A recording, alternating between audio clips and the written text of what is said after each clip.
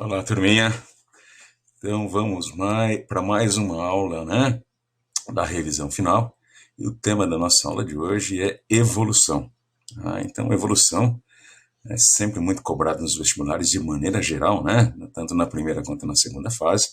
Então vamos dar uma revisadinha, tá, nesse assunto, tá, porque certamente vai aparecer já de cara na prova do Enem. O Enem costuma, né, explorar bastante esse assunto, tá certo? Então vamos lá.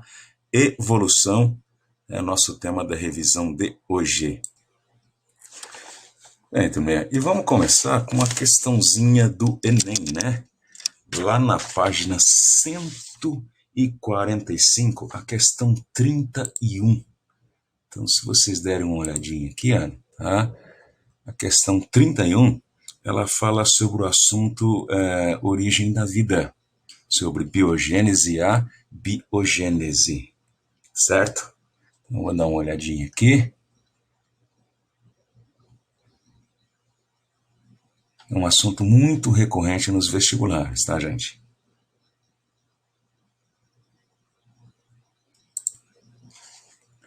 Então, ela fala sobre teoria da geração espontânea. Tá?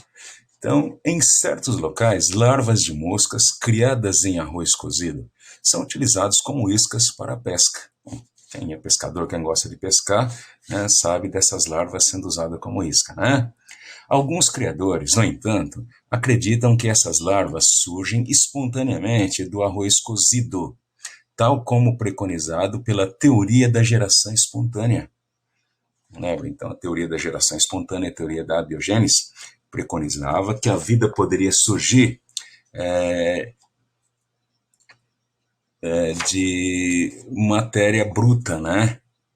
Então, a gente sabe que, na realidade, a vida só pode surgir a partir de um ser vivo pré-existente, tá? Mas, por situações assim, observações assim, tá, que as pessoas comuns e muitos cientistas tiraram essas conclusões. Então, ficou conhecida como geração espontânea, teoria da geração espontânea ou teoria da biogênese. Então, né, que carne podre poderia se transformar em larvas e moscas, né, o arroz, nesse caso, né, camisa suja, trigo se transformando em ratos, né? Bom, essa teoria começou a ser refutada pelos cientistas ainda no século XVII, a partir dos estudos de Red e Pasteur, que mostraram experimentalmente que, bom, então a gente não pode esquecer do Red e o Pasteur.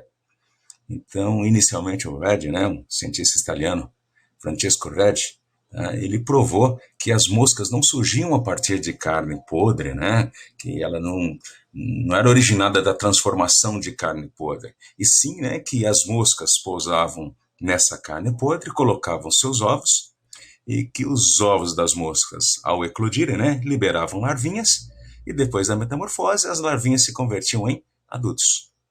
Então, isso durou um certo tempo, né? Mas pela questão dos micróbios, alguns cientistas, né, ao notarem que havia micróbios, né, depois do advento do microscópio, que surgiam micróbios em matéria orgânica, como caldos nutritivos, eles achavam que havia geração espontânea desses micróbios a partir desse caldo nutritivo. Né? Então, isso reforçou a tese da geração espontânea, e o Pasteur, tá, um pouquinho para frente dos meados do século XIX, tá, ele fez o famoso experimento com pessoas de CISA, né, que derrubou definitivamente essa teoria. Então, né, essa experimentação do Pasteur é que realmente, pelo menos no meio científico, né, fez com que os cientistas, né, deixassem de acreditar nessa tese. Mas é claro, né, no meio não científico ainda hoje, né, muita gente acha que isso pode realmente acontecer, tá? Então, tá, que mostraram experimentalmente que, então a nossa resposta está na alternativa C, que o ser vivo é oriundo da reprodução de outro ser vivo pré-existente. Então, isso aqui, né, é a afirmação da teoria da biogênese, que um ser vivo só surge a partir de um ser vivo pré-existente, certo? Tá? Então, é isso que o experimento do Pasteur, né, provou, tá certo? Então, na questão 31, a resposta é a alternativa C, ok? Bom, e aqui, gente, para nem perder tempo, né? Na mesma página 145, olha, tá? A questão 32 também do Enem. Enem 2010, né? Que fala sobre teorias evolutivas. Então, né? É muito recorrente nos vestibulares a comparação da teoria lamarckista e darwiniana. Tá? Então, contrapontos, né? Antagonizando, né? As duas teorias, as duas hipóteses. Tá? Então, aqui, por exemplo, tá? Alguns anfíbios e répteis são adaptados à vida subterrânea, quer dizer, vivem em túneis subterrâneos. Nessa situação, apresentam algumas características corporais, como, por exemplo, ausência de patas, corpo anelado, né, que facilita o deslocamento no subsolo, e, em alguns casos, ausência de olhos. Suponha que um biólogo tentasse explicar a origem das adaptações mencionadas no texto, utilizando conceitos da teoria evolutiva de Lamarck. Então, ao adotar esse ponto de vista, ele diria que, então, ele teria que dar uma explicação lamarquista. Então, a gente não pode esquecer que o Lamarck foi um célebre evolucionista, né? Uma das pessoas que colocaram a evolução, o estudo da evolução, né, num patamar mais acima do que tinha antes, muito importante, tá? E ele preconizava o seguinte, que os seres vivos, eles conseguiam produzir mudanças no seu corpo para poder se adaptarem às alterações ambientais. Então, mais ou menos assim, né, o ambiente mudava e criava dificuldades. E para poder superar essas dificuldades, os seres vivos alteravam seus corpos. Tá certo? Então, de acordo com a teoria do Lamarck, né, o ambiente estimulava as mudanças, certo? Então, se a gente vai usar, né, essa tese para explicar essa situação do enunciado, a gente vai chegar na alternativa B. A ausência de olhos teria sido causada pela falta de uso dos mesmos segundo a lei do uso e desuso. Então, é assim que a gente chama a teoria lamarquista, teoria do uso e desuso. Como assim? Não, a gente sabe que, de acordo com ele, o ambiente criava dificuldade. O ambiente mudava, alterava e criava dificuldade. Então, alguma parte do corpo que fosse extremamente utilizada, né, para poder superar essa dificuldade, teria a se desenvolver. Tá? E se alguma parte do corpo, para superar essa dificuldade, deixasse de ser utilizado, ela atrofiaria até desapareceria. Então, é daí que vem a teoria do uso e desuso. Tá? E, segundo ele, tá, essa característica adquirida em função de usar excessivamente ou não usar, tá, acabava sendo transmitida para os descendentes. Então, é a teoria do uso e desuso com transmissão aos descendentes. Características adquiridas, né, e transmitida aos descendentes. Certo? Então, não se esqueçam, porque, tá, o Lamarck e o Darwin, eles têm, né, ideias, parte das suas ideias eram contrárias, tá? Mas coisas em comum apareciam. Então, para os dois era comum, tá, o ambiente, né, ser o motor da evolução. O ambiente dá o norte da evolução. Então, de acordo com Lamarck, o ambiente criava as dificuldades e o indivíduo, para poder superar as dificuldades, alterava o corpo, né, adaptando às necessidades. Então, e o Darwin não. O Darwin, né, ele dizia que, o ambiente mudava, criava dificuldades e selecionava os indivíduos mais aptos, aqueles que tinham características mais adaptativas para poder superar essas dificuldades. Tá? Então, não se esqueçam, apesar das diferenças, eles têm em comum o seguinte: o ambiente é que dá rumo para a evolução.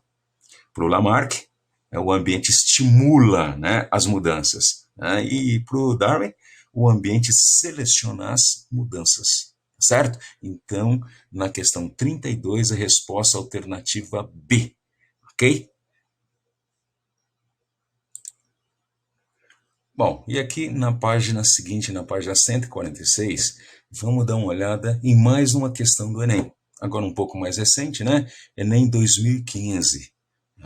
Então, essa questão fala sobre especiação, a produção de nova ou novas espécies a partir de uma espécie ancestral. Tá? Então, isso é muito importante. Por quê? Porque dá aquela coisa do parentesco. Tá? Então, quando você tem um indivíduo que é ancestral de vários outros, esses descendentes, apresentam características em comum. E quanto mais características em comum apresentarem, maior vai ser o grau de parentesco. Certo? Bom, então, tá aqui. Algumas raças de cães domésticos não conseguem copular entre si devido à grande diferença em seus tamanhos corporais. Então, a gente tem exemplo, né? Você tem um chihuahua, né? O pastor alemão. Então, no primeiro, a gente não pode esquecer que todos os animais que a gente chama de cão, de cachorro, né, pertencem à mesma espécie, a espécie Canis familiaris.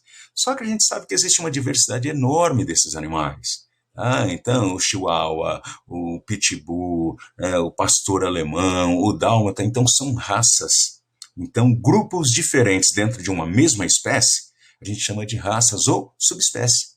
Então a gente não pode esquecer que apesar das diferenças entre esses animais, potencialmente eles podem acasalar, né, e ter filhotes férteis, porque são da mesma espécie, certo? Bom, só que a gente sabe que entre algumas espécies já fica um pouco difícil haver um acasalamento, principalmente por causa da diferença de tamanho, como a gente acabou de ver. Então, assim, ainda assim, tal dificuldade reprodutiva não ocasiona a formação de novas espécies, especiação.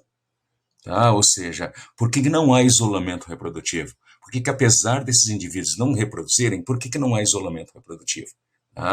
Então, essa especiação não ocorre devido ao alternativa E, manutenção do fluxo gênico entre as raças. Então, apesar dessas raças, né, particulares, não cruzarem entre si, você tem as outras raças, em um número muito grande, né, que copulam, né, cruzam entre si e têm filhotes. Então, quando há o cruzamento e obtenção de filhotes férteis, a gente fala que é a manutenção do fluxo gênico. Ou seja, os genes são mantidos, são passados de uma geração para outra. Tá certo? Então, mesmo que o Chihuahua não copule, não cruze com o pastor alemão, tá? Mas a maioria das outras raças conseguem copular, cruzar entre si e ter filhotes. Isso mantém o fluxo gênico. Então, é por isso, né, que a espécie Canis familiaris, o cachorro, não leva ao surgimento, né, de outras ou outra espécie. Tá certo? Então, na questão 33, alternativa E. Então não se esqueça que enquanto houver manutenção do fluxo gênico, não há isolamento reprodutivo. Ou seja, enquanto for possível acasalar e ter filhotes férteis, tá? Não há, né, a especiação. Tá certo? Bom, vamos mudar um pouquinho, né? Vamos passar agora para uma questão da Unicamp.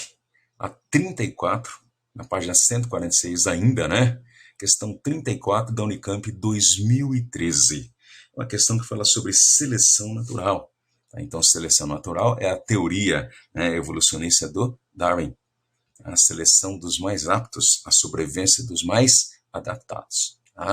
Então, tá aqui. Nessa 34, olhos pouco desenvolvidos e ausência de pigmentação externa são algumas das características comuns a diversos organismos que habitam exclusivamente cavernas. Dentre esses organismos encontram-se espécies de peixes, anfíbios, crustáceos, aracnídeos, insetos e anelídeos. Em relação às características mencionadas, é correto afirmar que, bom, então, pessoal, olha, vários indivíduos diferentes que não são parentes próximos apresentam, características semelhantes. Ou seja, a gente sabe que essas características foram selecionadas. Então, além da gente falar sobre a seleção natural, né, o processo de seleção natural, tá, é aquela coisa também da convergência adaptativa. Se os indivíduos estão no mesmo ambiente, eles estão submetidos às mesmas dificuldades. Então, as características selecionadas vão ser muito parecidas.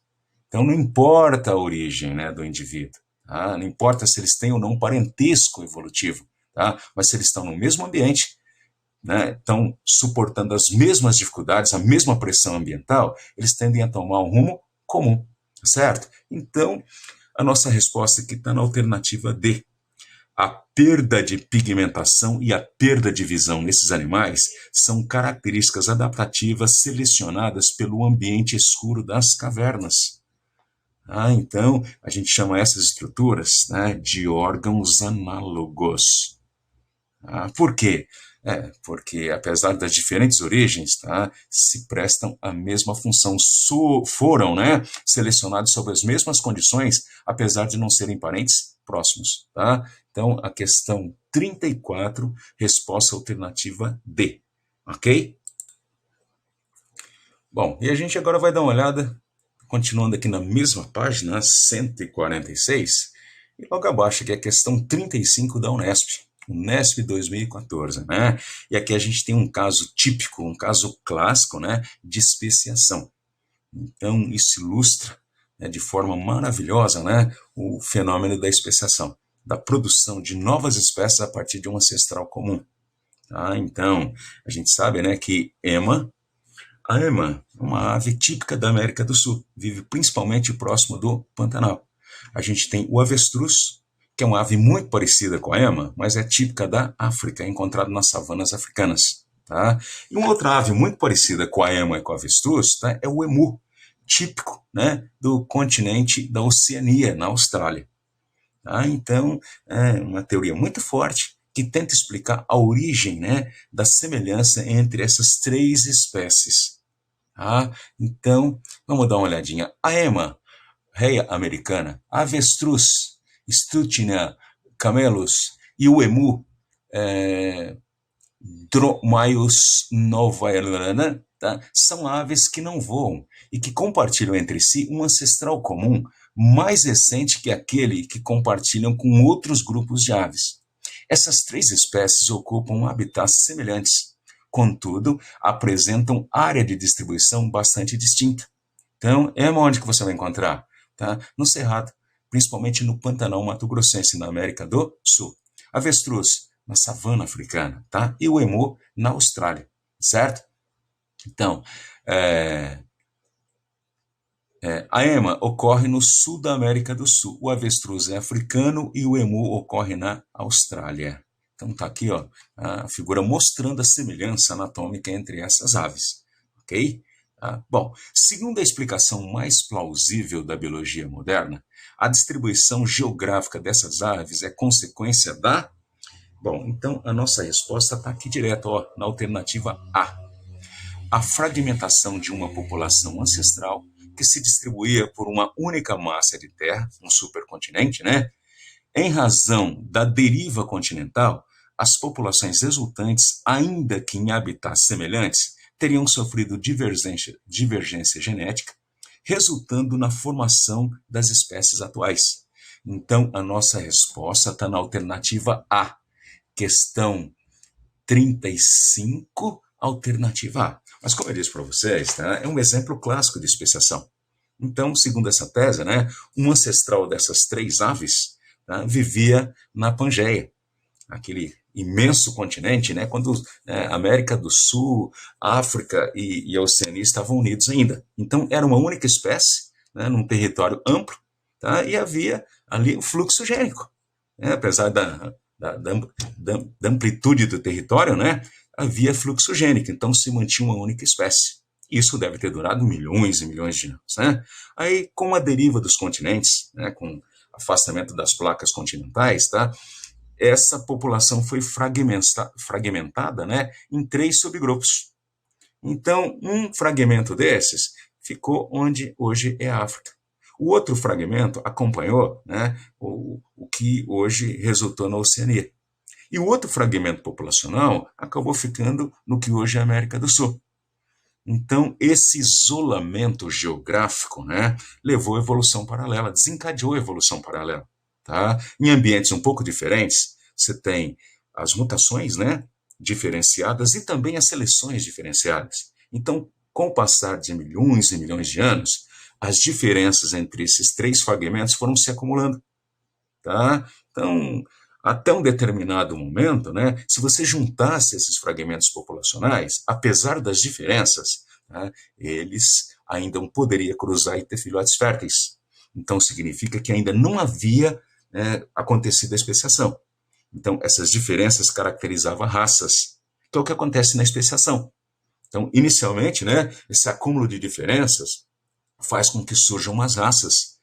Os indivíduos são diferentes, os grupos são diferentes, mas eles ainda podem acasalar entre si e ter filhotes férteis. Agora, se eles permanecem, né, afastados, isolados por mais tempo, essas diferenças vão se acentuando. Então, foi o que aconteceu. Então, com a intensificação dessas diferenças, resultou no isolamento reprodutivo.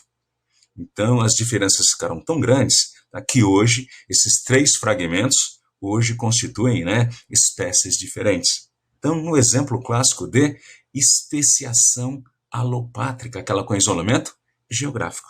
Certo? Então, as etapas, olha, geralmente, né, você tem uma população original homogênea, aí, né, acontece o isolamento geográfico, que leva à fragmentação dessa população original.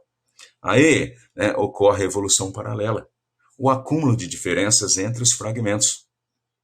Então, inicialmente, essas diferenças resultam em raças, porque apesar de serem diferentes, ainda podem cruzar entre si e ter filhotes férteis. Mas se esses fragmentos continuam separados, as diferenças vão se acumulando e chega um determinado momento que ocorre o isolamento reprodutivo. O que é isolamento reprodutivo? É o atestado de especiação. Então, o isolamento reprodutivo é quando as diferenças são tão intensas, tá, que os indivíduos já não podem mais ter filhotes férteis. Certo? Então, um exemplo clássico e muito legal de especiação. Bom, gente, aqui na mesma página, só que lá em cima, ó, então ainda na página 146, uma questão muito bonita da Unesp. Então, a questão 36 da Unesp 2017, que fala sobre convergência adaptativa. Tá? Então, a figura mostra aqui, olha, tá, de cara, indivíduos, tá, que são diferentes, pertencem a grupos diferentes, mas que têm, né, uma semelhança muito grande na sua anatomia. Seus corpos, olha, temos um tubarão aqui, que é um peixe, né, um peixe cartilaginoso. Aqui embaixo nós temos um peixe ósseo, né, da classe dos osteites. Temos aqui um pinguim, aqui uma foca, né, e aqui uma orca, né, que é um mamífero. Aqui a foca, um mamífero, o pinguim, uma ave, tá? E 2 peixes, um peixe cartilaginoso, né, o tubarão, e um peixe ósseo, não sei qual a espécie aqui, né, mas é um peixe ósseo com certeza. Então esses indivíduos não têm um parentesco próximo, não são, assim, indivíduos que resultaram de uma especiação recente, certo? E por que eles são parecidos? Então, a resposta para isso está na convergência adaptativa. Então, vamos dar uma olhadinha aqui, né? Na figura estão representados exemplares de peixes, de aves e mamíferos. As semelhanças de formato dos corpos e dos membros locomotores nos animais representados decorrem. Então, a nossa resposta está lá na alternativa C, da ação da seleção natural atuando sobre indivíduos em ambientes com as mesmas características, o que leva à convergência adaptativa. Então, essa questão 36 tem como resposta a alternativa C, tá? Mas uma explicação mais adequada para isso. Então, a gente sabe, né? Não importa a origem, não importa de onde vem. Se você está no mesmo ambiente que outros indivíduos, vocês estão sujeitos aos mesmos fatores de seleção. Vocês estão enfrentando as mesmas dificuldades. Então, é o que acontece com esses indivíduos aqui, olha. Tá? Num ambiente aquático, eles têm que, acima de tudo, nadar rapidamente. Tá? Então, eles têm que fazer, né, uma adaptação corporal, eles têm que passar por uma adaptação corporal, né, para nadar rapidamente. Certo? Então, essa seleção é feita no sentido de surgir um corpo hidrodinâmico. Porque não adianta nada ter nadadeiras superpotentes tal, se o seu corpo não é hidrodinâmico. O arrasto, né, o atrito com a água, retardaria o seu deslocamento e aí ficaria muito difícil, né, capturar uma presa ou fugir do predador. Então, é isso que aconteceu ao longo do tempo com esses indivíduos, tá? Que apesar de não terem origem comum, tá, eles convergiram para o mesmo ambiente e nesse mesmo ambiente, suportando as mesmas dificuldades, tiveram as mesmas características selecionadas. Então, esse fenômeno é chamado de convergência adaptativa. E esses órgãos, né, selecionados, que têm a mesma função, apesar de não ter a mesma origem, nós chamamos de órgãos análogos. Então, são órgãos análogos. Tá? Então, olha, você tem a asa do pinguim, as nadadeiras do tubarão e as patas dos mamíferos, né, que foram convertidas em nadadeiras. Então, são os órgãos análogos provenientes da convergência adaptativa. Então, o contrário é irradiação adaptativa. Aí tem a ver com especiação. Na irradiação adaptativa, você tem um ancestral comum que, ao proliferar, origina uma quantidade muito grande de descendentes. Esses descendentes se espalham, eles irradiam, né, pelos ambientes. Então, cada grupinho de descendentes em ambientes diferentes vão tomar rumos evolutivos distintos, gerando grupos diferentes. Um exemplo clássico disso, né, a gente tem nos mamíferos. Então, a gente tem um mamífero ancestral, tá? E desse mamífero surgiram vários indivíduos, né, que se espalharam pelo planeta. E acabaram, né, entrando em ambientes diferentes. Em cada ambiente, as características selecionadas eram diferentes do outro ambiente. Então, esses descendentes foram tomando rumos evolutivos diferentes. Então, houve uma irradiação adaptativa. Então, você tem, por exemplo, né, você tem a nadadeira da foca, tá, e o nosso braço, quer dizer, não servem para a mesma coisa, mas têm a mesma origem. Tá? Tem a mesma origem embrionária. Por quê? Porque nós temos um ancestral em comum. Tá? Nós e a foca somos mamíferos. Surgimos desse ancestral comum, tá certo? Então, apesar do corpo ficar diferente, a origem embrionária é a mesma. Então, esses órgãos que têm a mesma origem embrionária, mesmo não havendo as mesmas funções, né, a gente chama de órgãos homólogos. Então, nosso braço e a nadadeira, né, da foca são órgãos homólogos. Tá? Tem funções diferentes, mas tem a mesma origem embrionária. É decorrente de irradiação adaptativa, certo? De especiação. Agora, nesse caso aqui não é o contrário. Os indivíduos têm origens diferentes, mas convergiram para o mesmo ambiente. Tiveram características parecidas selecionadas, porque viveram as mesmas dificuldades. Então, aqui a gente tem a convergência adaptativa resultando em órgãos análogos. O que são os órgãos análogos? Tem mesma função, mas diferentes origens embrionárias. Certo?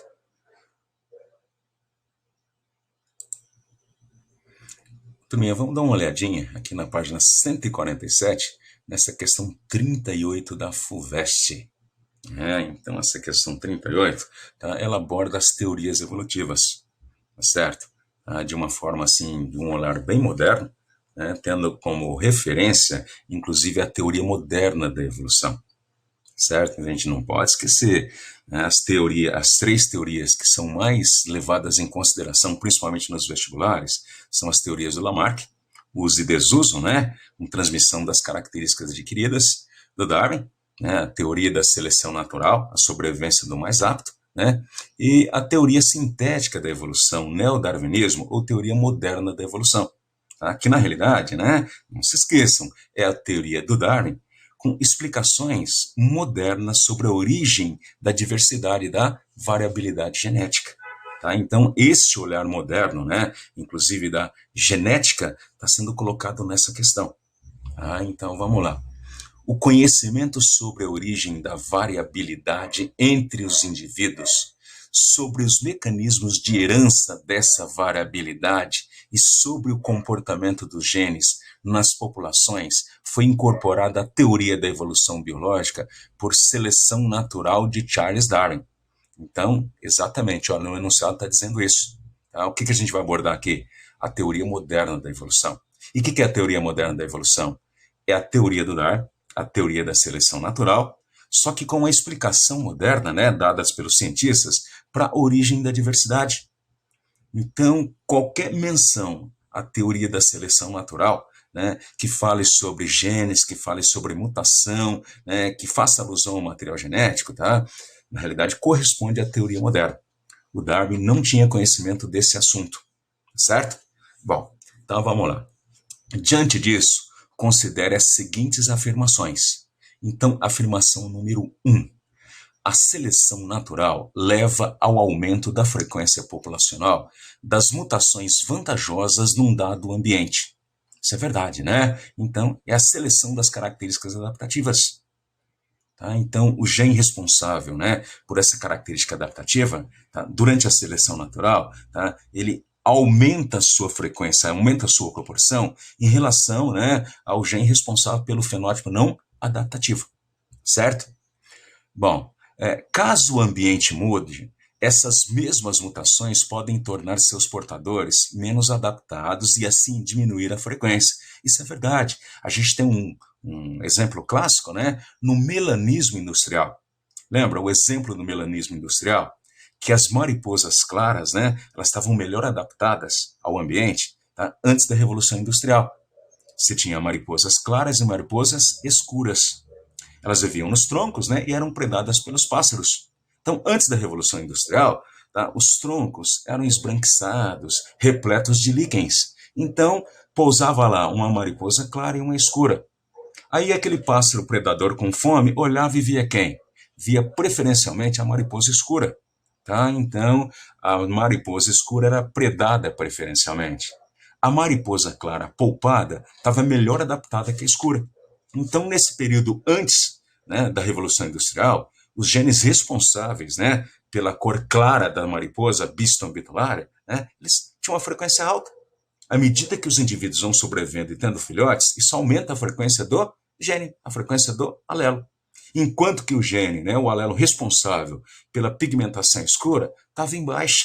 Tá? Aí, com o surgimento da Revolução Industrial, você teve uma mudança ambiental, né, a fuligem, né, enegreceu os troncos das árvores, a poluição destruiu os líquens. Então, esse tronco, né, esses troncos das árvores negros, continuavam a abrigar a mariposa clara e escura.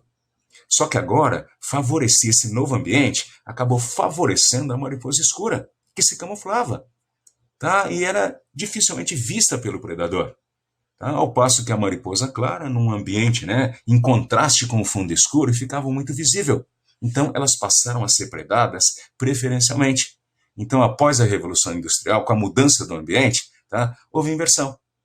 Tá? Então, o fenótipo mais adaptativo ficou sendo, né, a escura, a pigmentação mais escura. E a clara estava embaixo, então houve uma diminuição na frequência do alelo, né, do gene, para a pigmentação clara.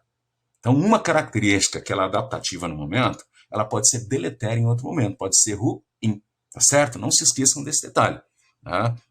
Bom, então isso é verdade.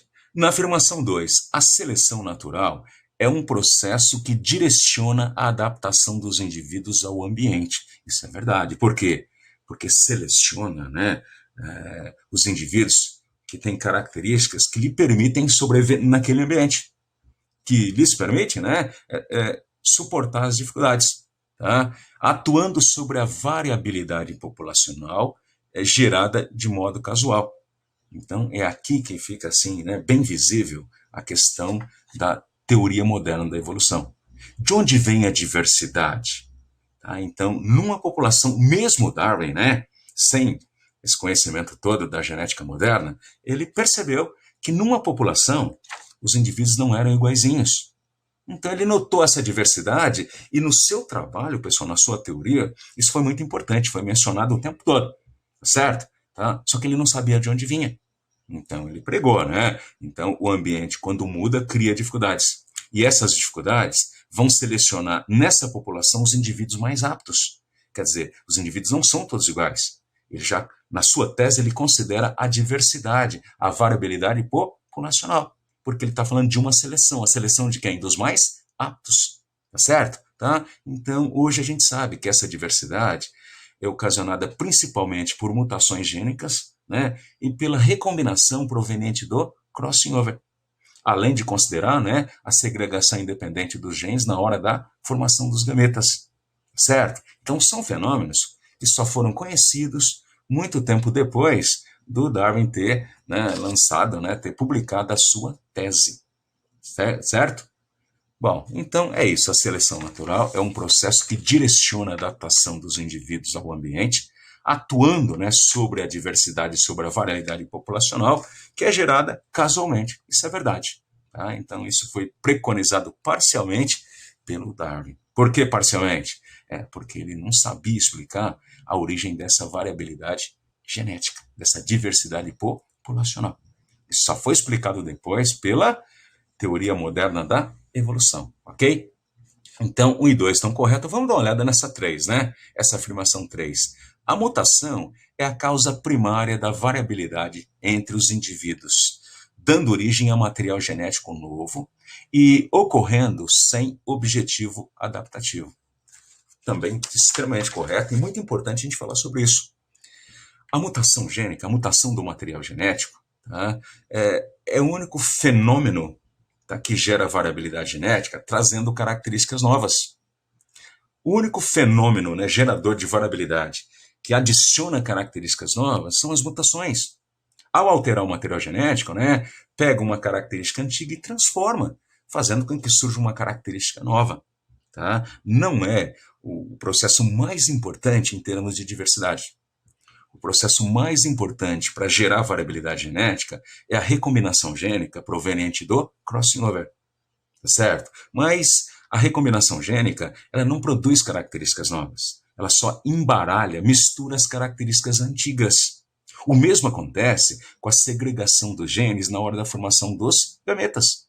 A segregação, né, com a junção ao acaso, tá, não traz coisas novas, só embaralha, mistura as características que já existem. Característica nova só pode surgir a partir de mutações, tá certo? Ok? Então, quais são os eventos que mais contribuem para a diversidade numa população? As mutações do material genético, as recombinações gênicas, né, provenientes do crossing over, e a segregação independente na hora da formação dos gametas, né, com a junção casual na hora da fecundação. Ok? Então, as 3 afirmações estão corretas. Então, a nossa alternativa correta é a A. Ok? Beleza? Então, questão 38, resposta correta, alternativa A. E aqui, gente, ainda na mesma página, né? Página 147, olha aqui no cantinho, tá? A questão 40 da Unesp, um pouco antiga, né? Mas uma questão interessante porque ela envolve vários conceitos ao mesmo tempo. Trabalha com vários conceitos evolutivos ao mesmo tempo, certo?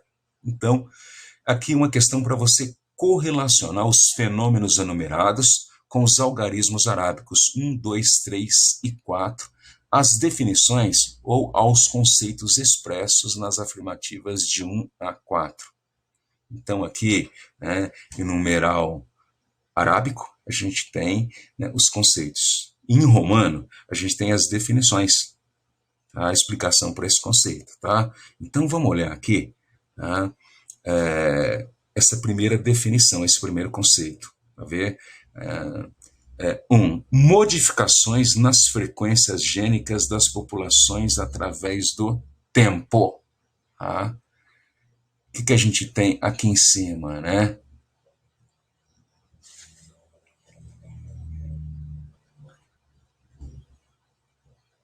Orientada pela seleção natural. 2. Modificação ao acaso nos genes ou cromossomos, acarretando variação genética. 3. Modificações de estruturas e funções em um grupo que favorecem sua sobrevivência. 4. Determinada pelo isolamento reprodutivo, que pode ter como causa o isolamento geográfico. Então, a gente vai ter que relacionar, né, essas definições com os conceitos que estão aqui, ó, tá? Bonitinho aqui embaixo, olha, questão 40. Então, vamos lá para estabelecer relação, né? Então, modificações nas frequências gênicas das populações através do tempo. Através do tempo, olha, isso é sugestivo, tá? A gente vem aqui, né, orientados pela seleção natural. Então, o que a seleção natural faz ao longo do tempo? Evolução. Então, essa definição 1, tá, é para evolução. Tá? Então, aqui ó, vai casar 1 com... Nossa, 1 com 1, evolução. Vamos ver 2, né? Do que se trata 2? Bom, 2, tá aqui, gente, ó. Tá? Modificação ao acaso nos genes ou cromossomos, acarretando variação genética. Então, modificações ao acaso. A gente está falando do quê? Mutações gênicas ou cromossômicas, certo? Então, tá? Essa definição 2, tá? É para mutação. Olha, então vai ficar aqui, tá? 2 com 2, beleza? Bom, e a definição é um jogo aqui, né? Definição 3. Modificações de estruturas e funções em um grupo que favorecem sua sobrevivência, tá? Então, são as adaptações. Então, 3, definição 3, né? Olha o que é o 3 aqui, olha. Tá? O que nós temos aqui em 3? Adaptação, tá? E por último, nós temos aqui definição 4, determinada pelo isolamento reprodutivo. O isolamento reprodutivo é atestado do que mesmo? De especiação. Então, determinado pelo isolamento reprodutivo, que pode ter como causa o isolamento geográfico. Então, isso aqui é o conceito de especiação. Então, ficou 1 com 1, né? 2 com 2, 3 com 3 e 4 com 4. Tá? Então, alternativa D. Alternativa D. Tá? Então, uma correspondência direta. Tá certo, pessoal? Bom, então, nossa aula sobre evolução, né? Nossa revisão sobre evolução, ela para por aqui, tá certo? E na próxima aula a gente tem um novo assunto por aí, tá bom? Então, alô para vocês e até mais.